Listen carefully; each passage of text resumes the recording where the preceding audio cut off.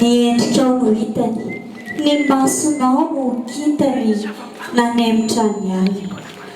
Ny tsikinao izay mamy mbola nitsiky taminy tanaty fifaliana, ny bikanao tazany, ny tananao tantany toy ny faniriana.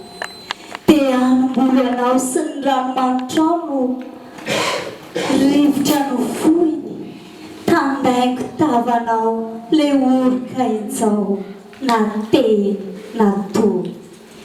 Dia toy ny fifaliana sy tsikim-pitoniana ilay mpaninofy anao, nataony fa tsy nofony ilay tena nofonofony fa tena tsy nenao.